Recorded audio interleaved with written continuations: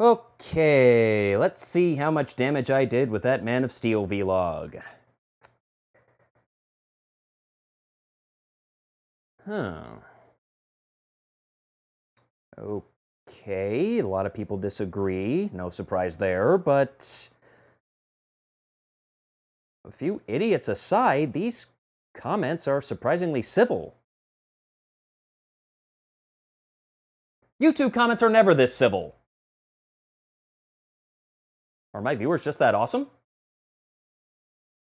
Oh, well, that's cool. And wait, what is this? I have been collecting Superman comics since the 1970s. It's about time they created a Superman movie that wasn't lame. I can understand your review, though. You seem more of a Superman 4 fan. Really? Look, I'm sorry, but I stand by what I said. I don't think Man of Steel is a good movie. I don't think it's a bad movie either. It does have its moments, but it also had a lot of problems that kept me from enjoying it. Many of the performances were bland as hell, they made Jonathan Kent look like an asshole, and the ending... that was just dumb.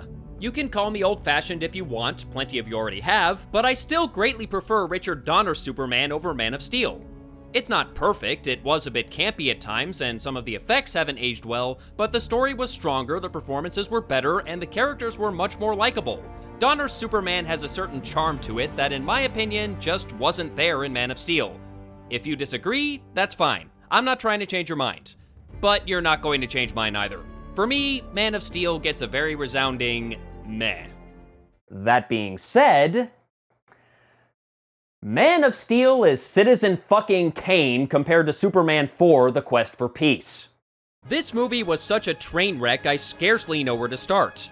But I suppose I should start at the beginning. It's a very good place to start, or so I hear. The Superman film franchise, based on the incredibly popular DC comic superhero of the same name, began with 1978's Superman, directed by Richard Donner and starring Christopher Reeve as the title character, who fights to defend truth, justice, and the American way with his superhuman strength, physics-defying abilities, and amazing hair.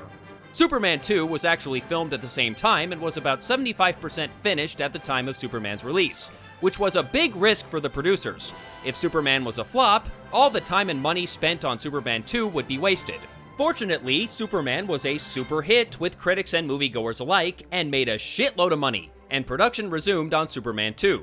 However, tensions between Donner and the producers had mounted during production to the point where they reportedly weren't even speaking to each other, so Donner was fired and Richard Lester was named the new director. This resulted in a few changes to the film, and Lester reshot several scenes that Donner had already completed.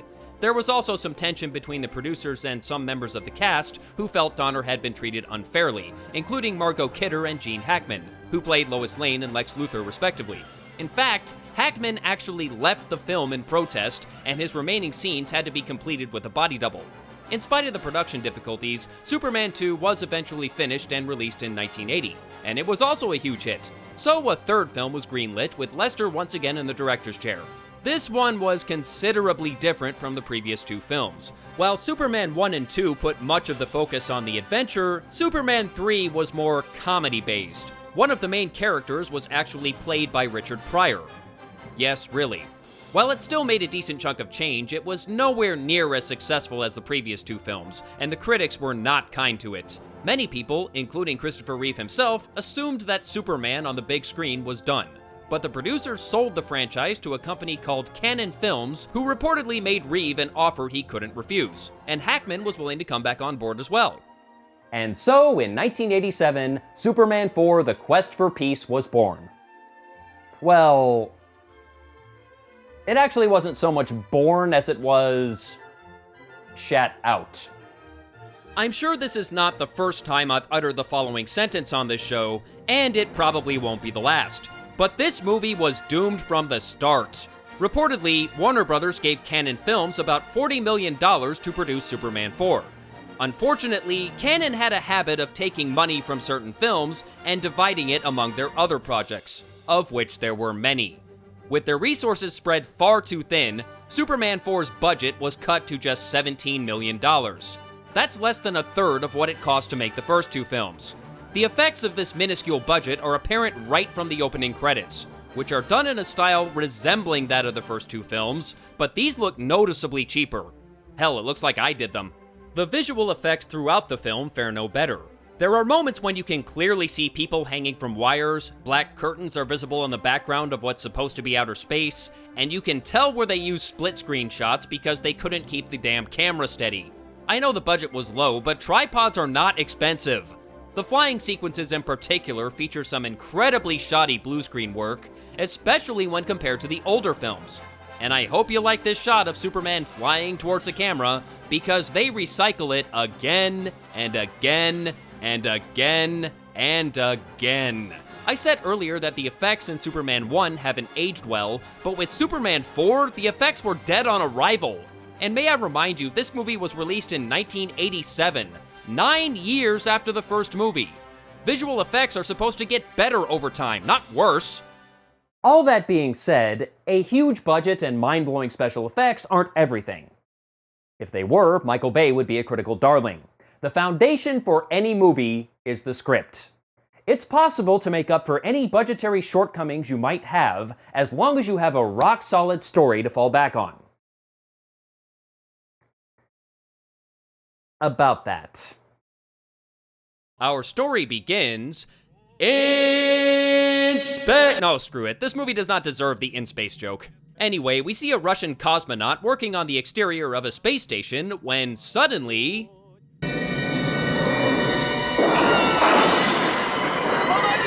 Well, he's dead. Or at least he would be dead in the real world. Then again, in the real world, they probably would have seen that coming on radar and this never would have happened. But in any case, Superman conveniently flies in and brings the cosmonaut safely back to the space station.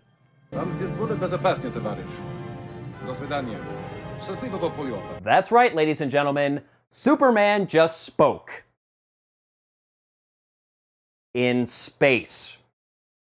I can buy Superman being able to survive in outer space, after all, he's Superman, but I'm sure I don't have to tell you sound does not travel in a vacuum. Ever. But I'm not gonna harp on this too much, since Superman 4 is hardly the first movie to make this mistake. Hell, Superman 2 did the same thing, so at least in this universe we had a precedent set. Besides, it's going to get much dumber later on. Later, in Smallville, and thank God we have that caption because we certainly couldn't read it on the sign, Clark Kent is in the process of selling off his family's farm since his mother died off screen between movies. He stops by to check a hidden compartment below the barn where his parents kept the spaceship he took to Earth, and he retrieves a glowing green crystal which a voiceover tells us contains some sort of power that can only be used once. That's about all we know. Meanwhile, Lex Luthor, played once again by Gene Hackman, is serving some hard labor in a prison quarry for his numerous crimes, and it seems he joined the Hair Club for Men while behind bars. He's not just the greatest criminal mind of the modern era. He's also a client. While the guards chastise him for slacking off, a young idiot pulls up in a Cadillac with a rather fancy stereo system. And he's wearing headphones. Why would you blast music through the speakers and wear headphones at the same time? Granted, this character has an IQ that would make a very good golf score, but that's still really stupid. Nevertheless, the officers on duty are very impressed by the stereo system, and the young idiot offers them a chance to try it out. Unbeknownst to them, this young man is actually Lex's nephew, Lenny, played by John Cryer, and he whips out a remote control and proceeds to drive the car off a cliff, which crashes off screen because they couldn't afford a decent-looking explosion. Alright. Unfortunately, that's how this character talks throughout the entire movie. He's kind of like Linkara's 90s kid, except 3 years early. And not funny. Much like the cosmonaut from earlier, the crash should have killed them, but they crawl away from the wreckage mostly unscathed. But this does give Lex and Lenny enough time to escape and begin their new master plan. Destroy Superman! The next day in Metropolis, again, couldn't read it on the sign, Lois Lane, played once again by Margot Kidder, is taking the subway to work when the driver seemingly suffers a heart attack and the train goes speeding out of control. Fortunately, Superman witnesses the incident and quickly springs into action, stopping the train and saving the passengers. I'd like all the people back there to know that our subway system is still the safest and most reliable means of public transportation. Thank you. It's a bird! It's a plane! It's a New York subway spokesman!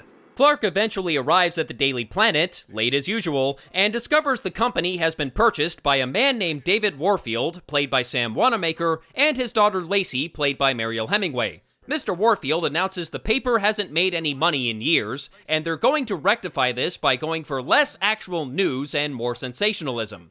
In other words, they're going to be like every other modern news outlet. If you're wondering what this has to do with the plot, the answer is not a goddamn thing. While Mr. Warfield is going over the accounts, the president comes on the TV and announces that some recent summit has failed, and the United States has no choice but to continue the nuclear arms race. Then we suddenly cut to an elementary school classroom where the teacher starts asking some rather strange questions about what they just saw. Now, I know you're all upset by the crisis. The best thing we can do is to try to think positively. Now, is there anything we can do? Doesn't anyone have a suggestion? Lady, I think you're asking a bit much from a group of 10-year-olds who probably don't care about this nearly as much as you think they do. Maybe you should leave this sort of thing up to the professionals, okay? Jeremy, what do you think we can do about the crisis? He doesn't even know what's going on. Well, that line clearly wasn't dubbed in post.